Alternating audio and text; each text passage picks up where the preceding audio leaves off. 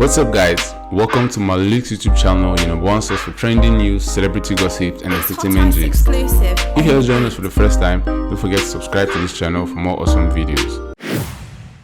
In an outright condemnation of police brutality and killing of unarmed protesters, members of the UK Parliament on Monday unanimously called for selected sanctions against Nigerian officials and military officers who participated in human rights violations during the entire protest. The debate, which was based on an e-petition calling for sanctions against the Nigerian government, signed by over 200,000, was supported by all parliamentarians when it was debated at the Westminster Hall on Monday evening. I'd above all else, though, commend the NSARS movement, which I think has done so much to shine a bright light on the corruption and oppressive practices of the regime in Lagos.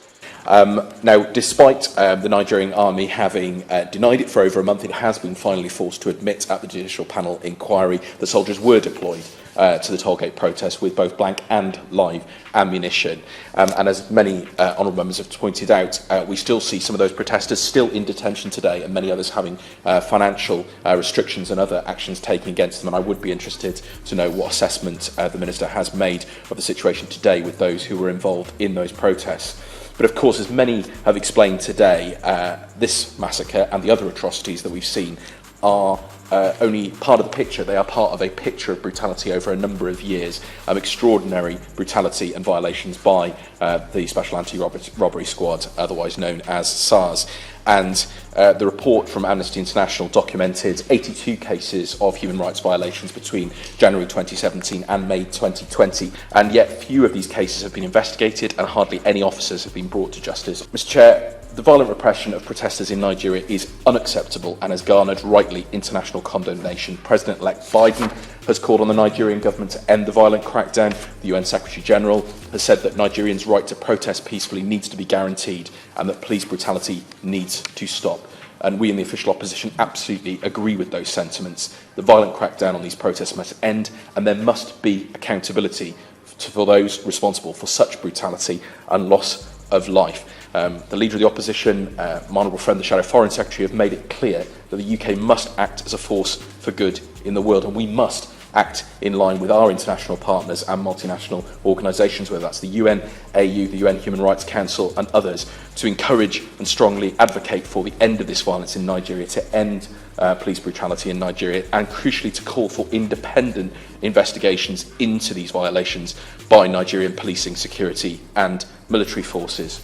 Obviously, it would always be better if we had confidence in the systems of investigation within a country, within Nigeria, but the ongoing failures and the ongoing record of the government.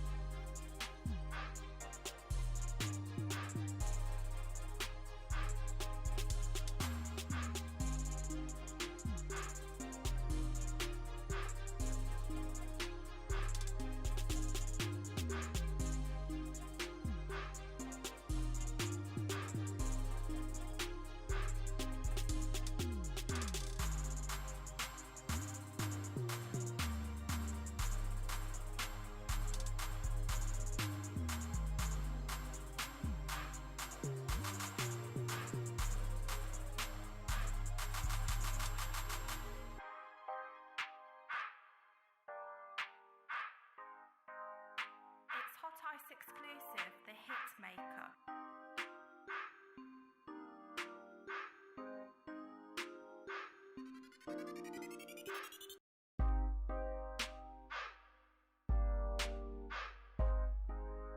It's Hot Ice exclusive on the beat.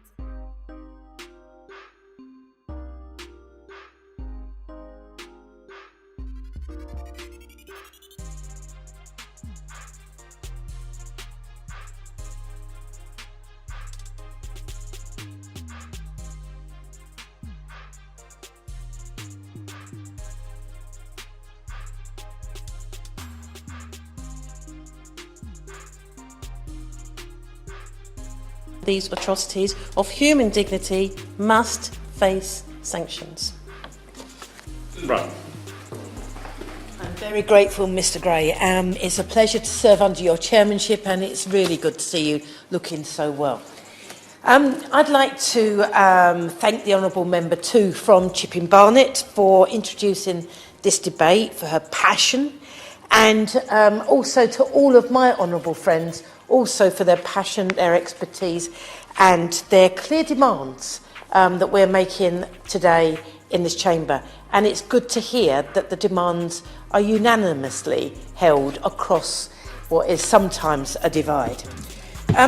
As we know, the SARS police unit was suspected of abuses against thousands of innocent Nigerians over the past 28 years.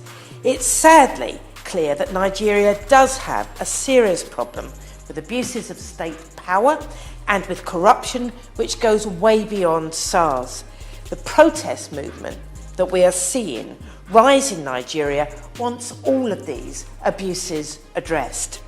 SARS and other police forces were well known for targeting young people for arrests, extortions, beatings, almost at random. I'm told if you're young, if you have the wrong hairstyle or clothes, or if you're driving a car and playing music, you could be targeted. Your money and your possessions could be seized with no evidence, and people know if you resist, you will be beaten and possibly killed. SARS created an environment of fear and injustice, and until the protest, there was no real sign that those in power were listening or prepared to act. It appears to be, sadly, just the same with many other issues in Nigerian society. There's terrible unemployment, there's little access to healthcare and to education, and a poverty rate as high as 70% according to Oxfam. The people of Nigeria have the right to come together and call for an end to those injustices. But as we know, in recent months, their peaceful, powerful actions have been met with horrific violence. Amnesty says that at least 56 people were killed during the recent protests, including at least 10 in Lekki. I've been fortunate enough to hear from a young journalist with direct knowledge of what happened at the Lekki toll gate. And she told me, and I'm going to read out her words. She said, and I quote, "It was devastating, something you don't want to imagine. The protesters did not know that the cameras and the lights were going to be removed. There were no cameras to witness anything." And then, as we've heard today, the soldiers opened fire on the crowd of protesters, and my contact said one of the survivors jumped in the water, but the soldiers kept on shooting. For days after, a friend of mine didn't come online because of the shock and the fear, and it took him a long time to come to Facebook and to say, "Thank God I survived. I did not think I was going to." She said, "Someone else I know left the toll gate with a bullet in him, and later they moved all the bodies so that there would be no evidence." For them to close their hearts and kill protesters like that is simply unforgivable. The response from the authorities who feel threatened by the protests has been insidious, as we've heard. Media agencies have been fined for telling the truth. Bank accounts of activists have been suspended because supposedly they finance terrorism. And government spokespeople have even blamed the protesters for a rise in food prices. Those in power will clearly do anything at all to ensure that the movement ends now and that SARS is technically disbanded. Those in power are terrified that the calls for action on corruption and police brutality will go on and on. My plea to the Minister today is that we stand with the young people of Nigeria who are demanding change far beyond the closure of SARS. What they are demanding is a future worthy of their courage and their leadership. And here in the UK, we need that too, because Nigeria is a massive, fast-growing, youthful country. country. It has massive potential. It's a country that will have a leading role in decades to come, not just within Africa, but in our world.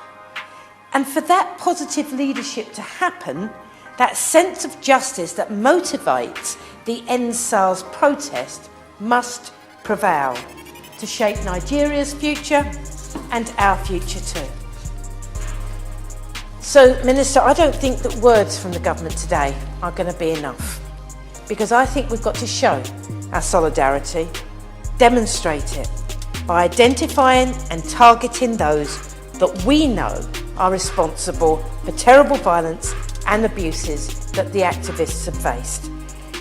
The least we should do is to make sure that those who have murdered Nigerians and deprived them of their human rights aren't able to benefit from trade or travel to the UK.